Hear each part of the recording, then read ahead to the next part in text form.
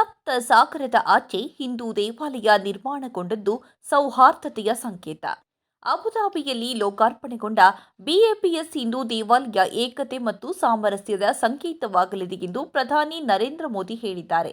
ಭವ್ಯ ಮಂದಿರವನ್ನು ಉದ್ಘಾಟಿಸಿದ ಬಳಿಕ ಮಾತನಾಡಿದ ಪ್ರಧಾನಿ ಮೋದಿ, ಯುಎಇ ಒಂದು ಸುವರ್ಣ ಅಧ್ಯಾಯವನ್ನು ಬರೆದಿದೆ. ಹಿಂದೂ ದೇವಾಲಯ ಉದ್ಘಾಟನೆ ಹಿಂದೆ ಹಲವು ವರ್ಷಗಳ ಶ್ರಮವಿದೆ ಮತ್ತು ಅನೇಕರ ಕನಸುಗಳು ದೇವಾಲಯದೊಂದಿಗೆ ಸಂಪರ್ಕ ಹೊಂದಿದ್ದು, ಸ್ವಾಮಿನಾರಾಯಣ ಅವರ ಆಶೀರ್ವಾದವೂ ಇದೆ.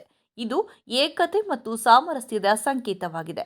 ದೇವಾಲಯ ನಿರ್ಮಾಣದಲ್ಲಿ ಯುಎಇ ಸರ್ಕಾರದ ಪಾತ್ರ ಶ್ಲಾಘನೀಯ ಎಂದರು. ಇಲ್ಲಿಯವರೆಗೆ Burj Khalifa, future museum, Sheikh Zayed ಮಸೀದಿ ಮತ್ತಿತರ ಹೈಟೆಕ್ ಕಟ್ಟಡಗಳಿಗೆ ಹೆಸರುವಾಸಿಯಾಗಿದ್ದ ಯುಎಇ ಇದೀಗ ತನ್ನ ಗುರುತಿಗೆ ಮತ್ತೊಂದು ಸಾಂಸ್ಕೃತಿಕ ಅಧ್ಯಾಯವನ್ನು ಸೇರಿಸಿದೆ.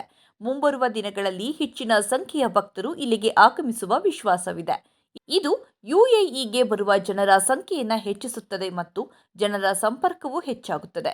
ಇಡೀ ಭಾರತ ಮತ್ತು ಪ್ರಪಂಚದಾದ್ಯಂತ ವಾಸಿಸುವ ಲಕ್ಷಾಂತರ ಭಾರತೀಯರ ಪರವಾಗಿ ಅಧ್ಯಕ್ಷ Mohamed bin Zayed Al Nahyan ಮತ್ತು ಯುಎಇ ಸರ್ಕಾರಕ್ಕೆ ಹೃತ್ಪೂರ್ವಕ ಕೃತಜ್ಞತೆ ವ್ಯಕ್ತಪಡಿಸುತ್ತೇನೆ ಎಂದು ಹೇಳಿದರು.